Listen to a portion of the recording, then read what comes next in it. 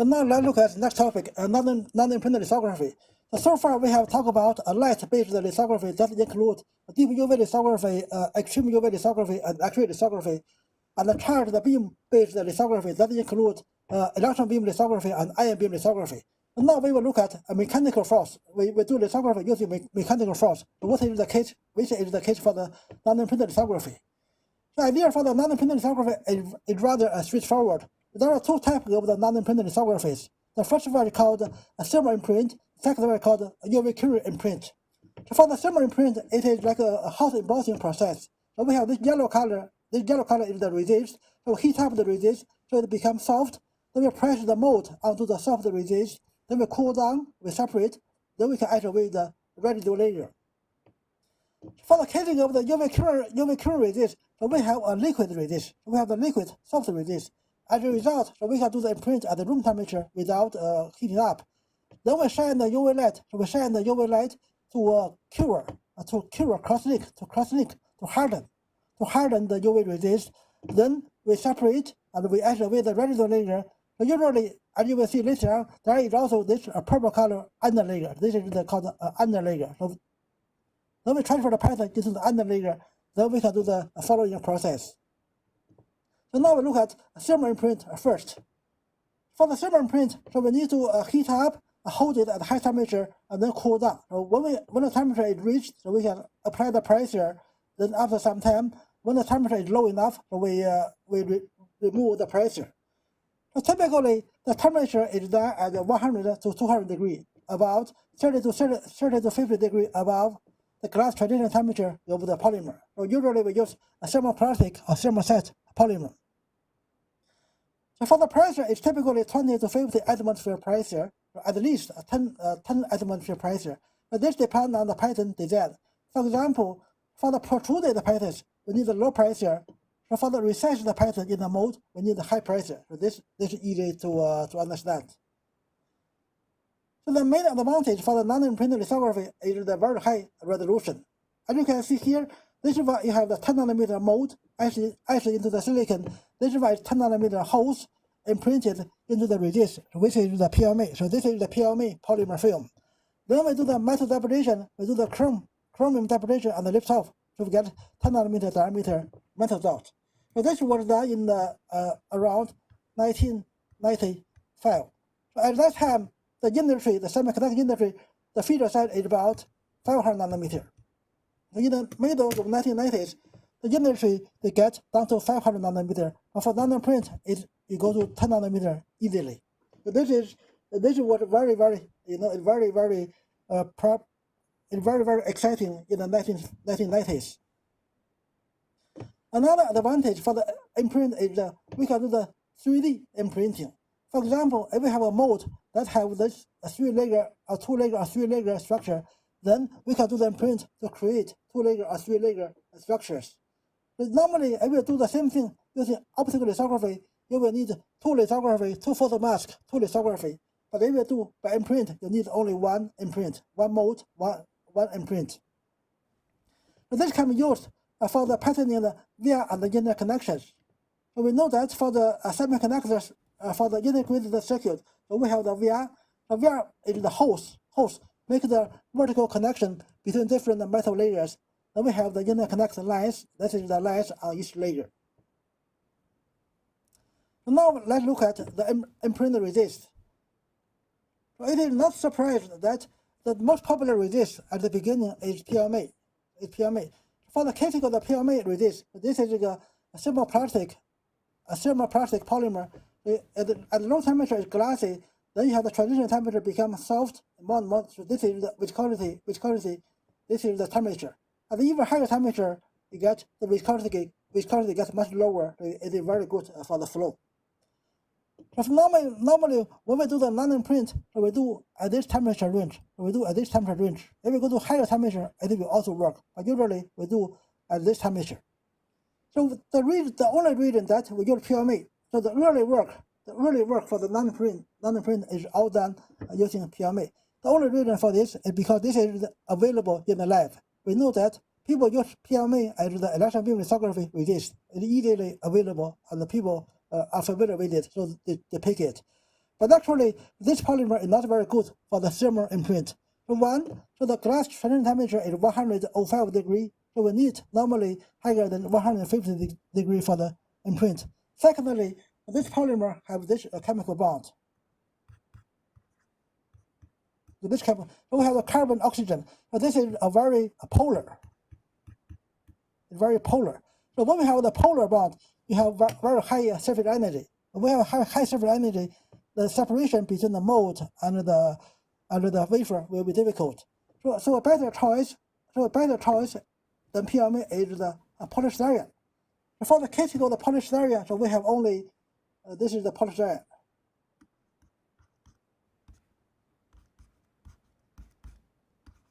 So this is the polystyrene.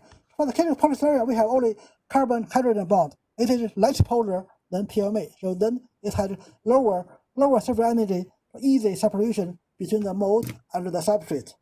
A yet better polymer, but this one, the TG is close to the PMA.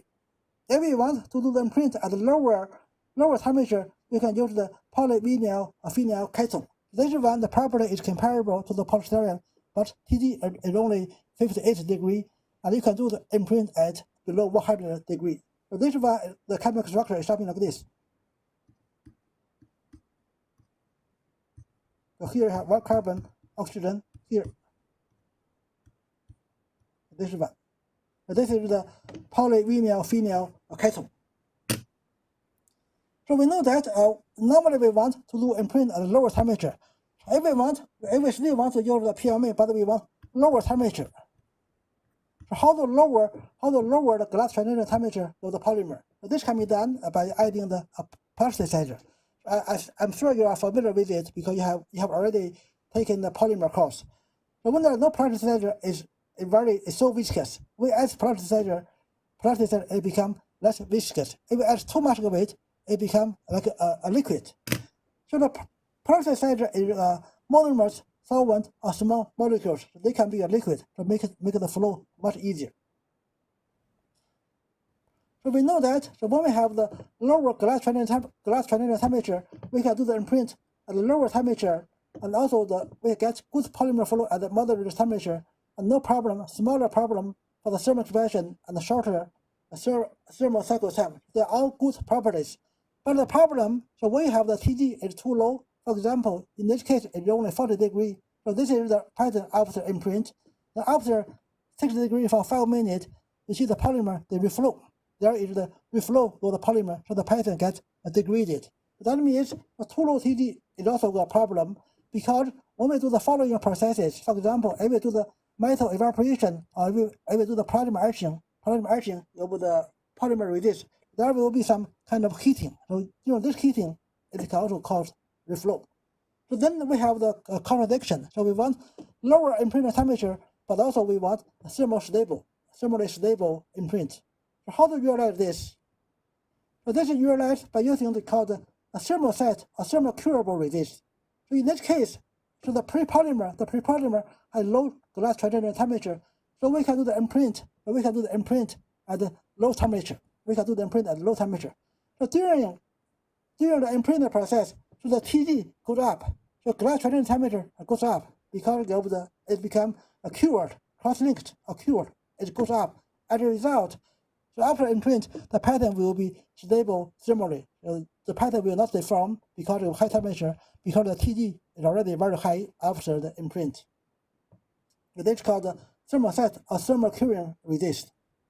So this one is developed by the company a German company called Micro Resist. If we use a thermocure resist, so we can do the isothermal. It's called isothermal imprint.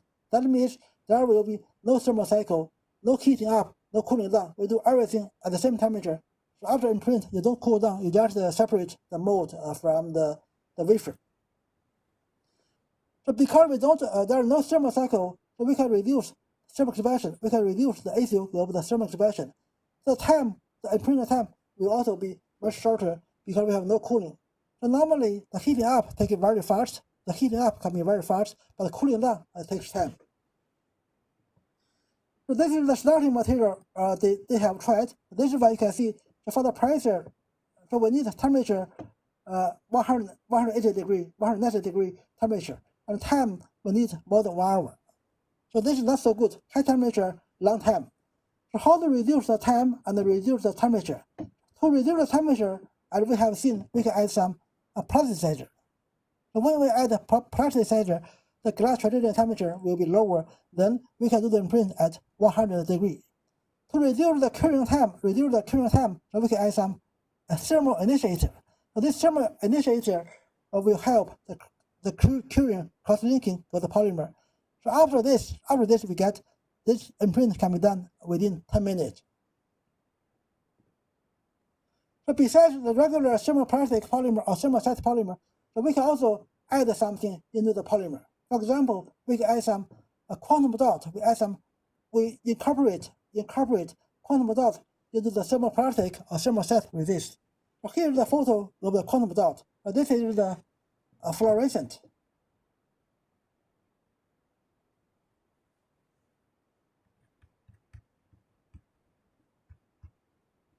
This is the fluorescent image. So you can see you have the green color, red color.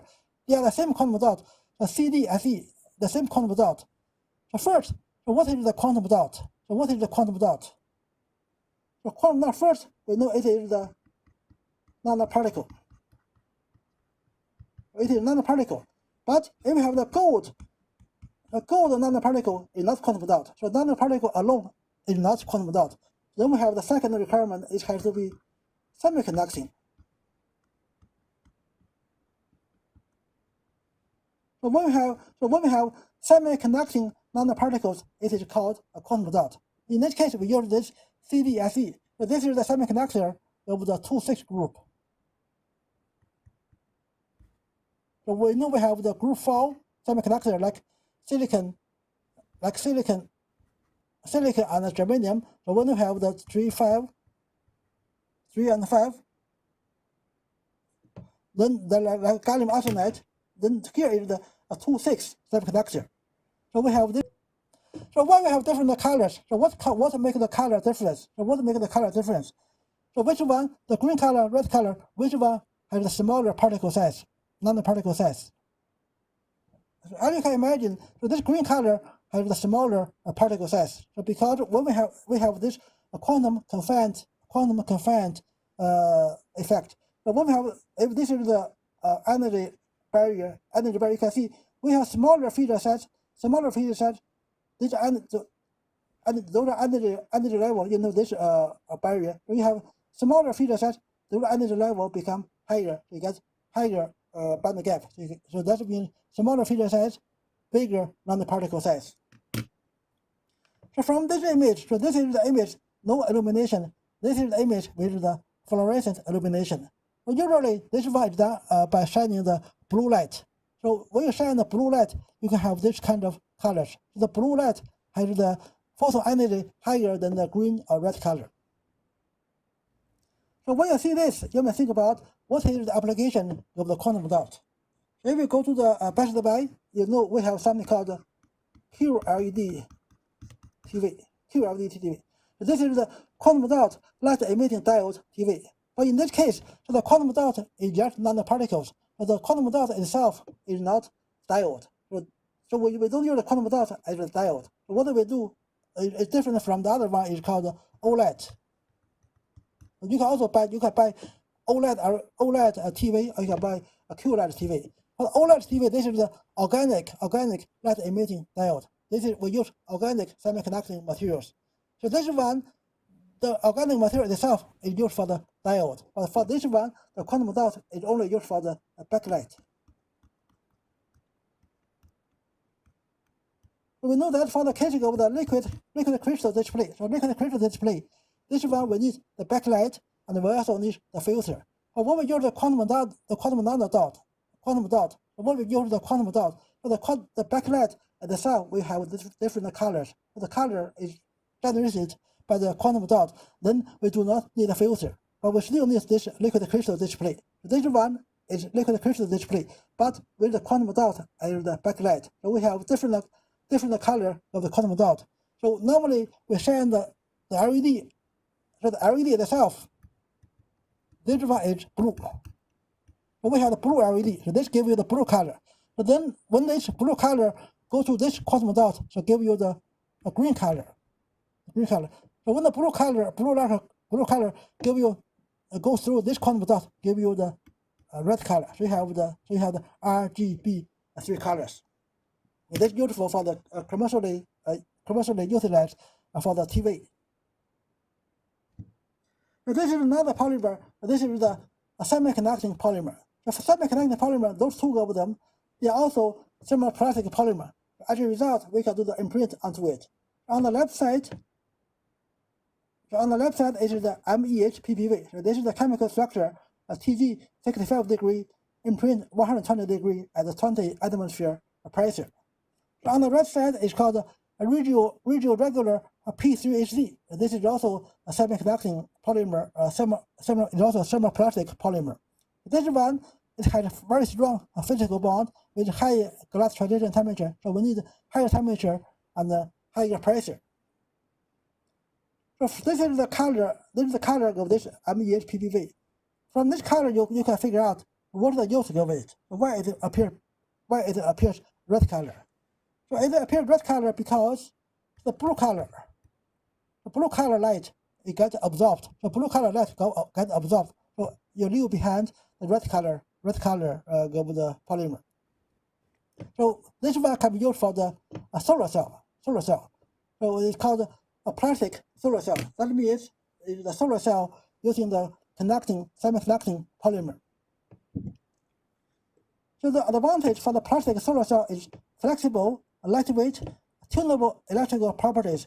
So for the organic material, so we can play with the chemical structures. We can have different choices of the chemical structures to give you different electrical properties. But for the inorganic semiconductor, for example, silicon, the band gap cannot be tuned. So the fabrication of the plastic solar cell can also be very cheap. So if it's plastic, you can do like a roll-to-roll nanoimprint, like where you print newspapers. It is very efficient. But the problem for the plastic solar cell is the energy conversion efficiency. Energy conversion efficiency is low. So normally it is well below 10%. For the classical silicon solar cell, you get about 20% energy conversion. But for the polymer solar cell, you get about below 10% conversion efficiency. So how to improve this? This can be done by using the nano-patterning the pin junction. So how will this work? So for this case, this is a planar. This is the planar case. For the planar case, so you have for example, when you shine the light, you have electron and the hole. You generate electron and the hole. So then the electron hole, when they move around in this layer, it got recombined. Then it's not good. If they got recombined, it's not good. So normally, what do we want? So we want electron and the hole, they got separated. One goes to the p type, one goes to the n type. But in this case, they got recombined before they can go to the other, because they can go to the p set. So we have this interface. The p region and the n region, they are very close to each other. So that means the electron and the hole, they can go to this boundary layer. So once the electron hole go to this boundary layer, they get separated right away. Then electron go to one side, hole go to another side. Then you have the charge separation. So it is effective to generate electricity.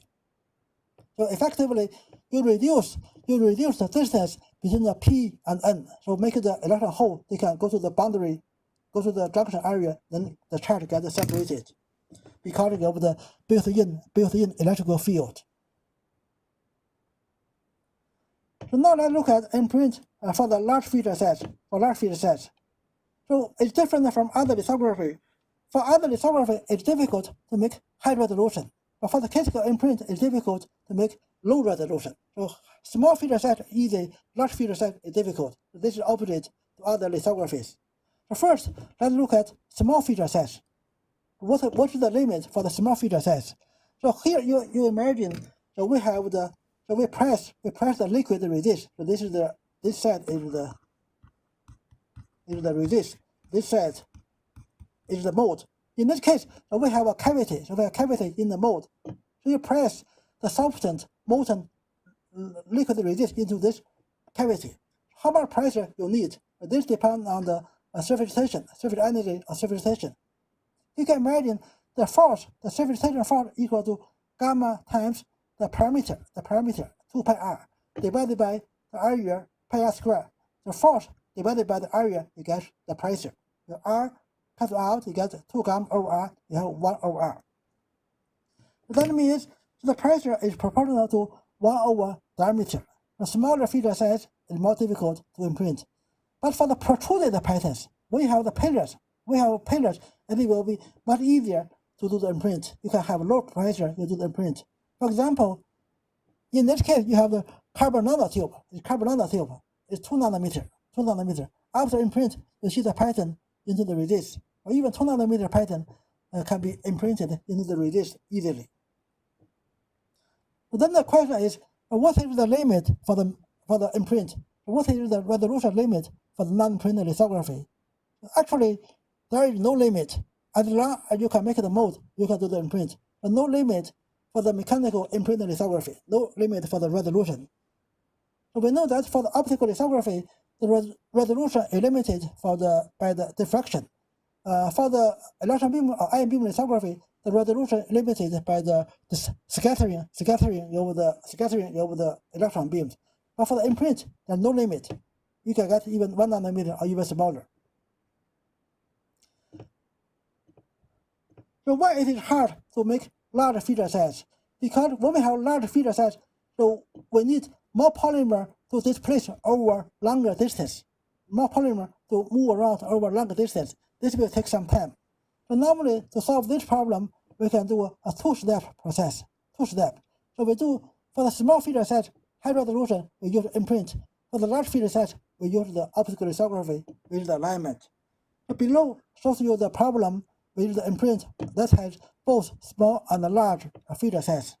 You can see in the first example, for the first example, so the mold, this large feature size got stuck. In the end, the pattern head here and the pattern head here is different. For the second case, the mold gets bended. So the residual layer here, so the residual layer thickness is not uniform. For the third case, we have the small feature size surrounded by the large feature size. So the polymer cannot flow inside. As a result, you get this not uniform imprint. So now we want to see how large feature size we can get. So here we're using a simple model. So in this model, we assume a periodic mold structure. So we have the line, whole line, a trench, a line, a trench, line, trench. So we have line, trench, periodic mold structure, which appeared to be a 2L. So we ignore the initial force. Initial force is the MA term. So we assume we have the steady, we go to the steady flow very quickly. So we can ignore the initial force. Gravitational force is always small for this macro scale. The surface tension. So we know the surface tension is proportional to the surface tension. The effect of the surface tension is proportional to 1 over r, as you see here, 1 over r. We have larger feature size, but when the r is very big, so this can also be ignored. So here we talk about the large feature size, so we can ignore the surface tension. So we also assume that the depth of the trench is the same as the resist thickness. So in that, we do some derivation. So we have the pressure applied from here. This pressure is the same as the pressure inside the resist, because the pressure is the same in the liquid. But this pressure here will push the resist to move this way. We push the resist to move to the right side. Then the flow between the two layers will be something. The flow will be something like this. This is the high flow speed and low flow speed. Then this flow can be calculated. In the end, you know how long it will take to fill in this trench. The formula given by L. This is the formula you get.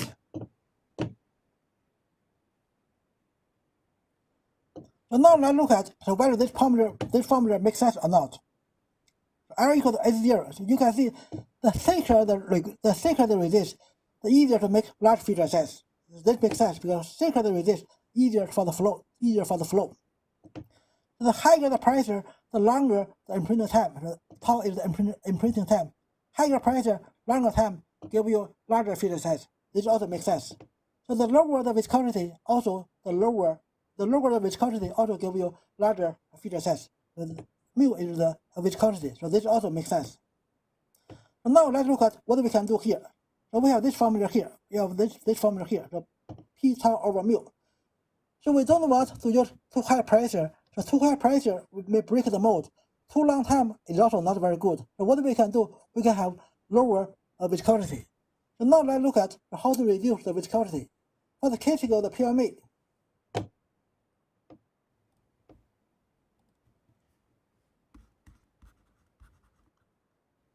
for the case of pyramid, so the viscosity will depend on the temperature. Obviously, the higher the temperature, the smaller the viscosity. You can see the higher the temperature, the smaller the viscosity. It also depends on the molecular weight. So the higher the molecular weight, the higher the viscosity. In the end, we get a formula like this. Log mu is the viscosity, and log molecular. This is the molecular weight. This is the temperature term. Tg is the glass transition temperature plus the constant. So here we have this number n.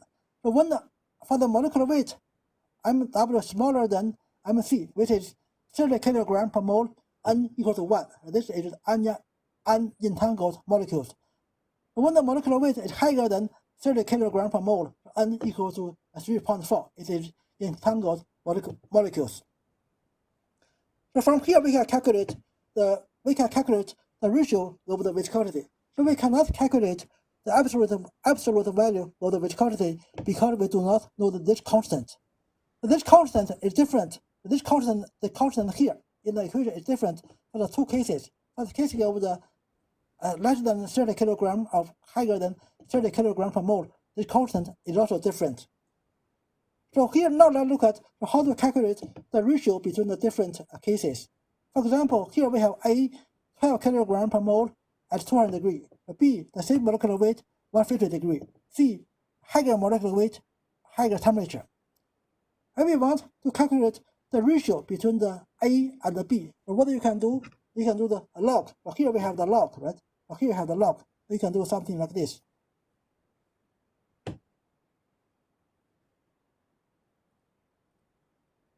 We have the mu A minus. So this is what you can calculate. So in this case, it is 12 kilogram. It is the n equal to 1. So n equal to 1, or equal to log.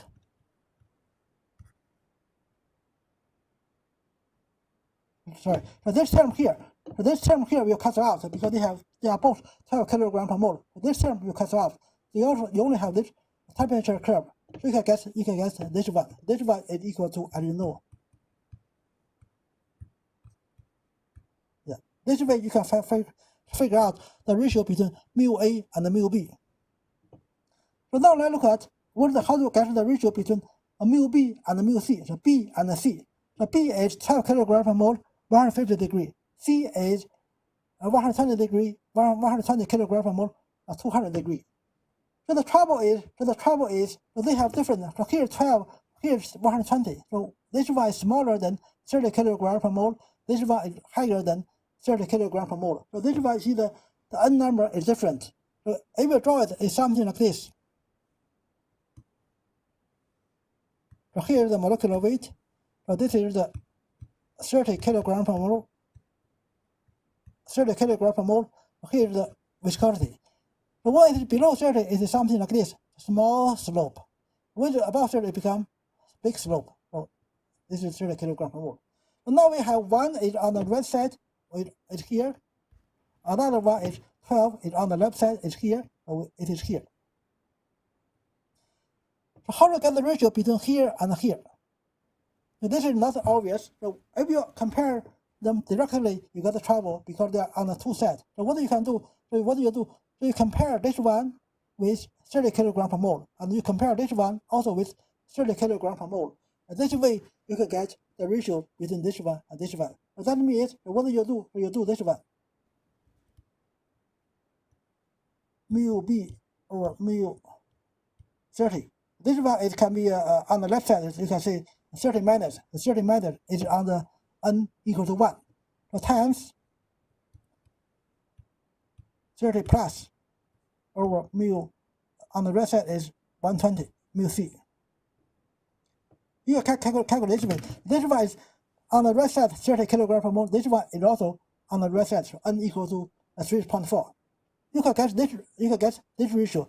Then this term here and this term here, they will cancel out. This is why you see 30 plus 30 minus is like a 30 kilogram per mole. It's very close, infinitely close. This way you can find out the ratio between mu b and mu c. So you will do some calculation problem using this formula here. So thank you.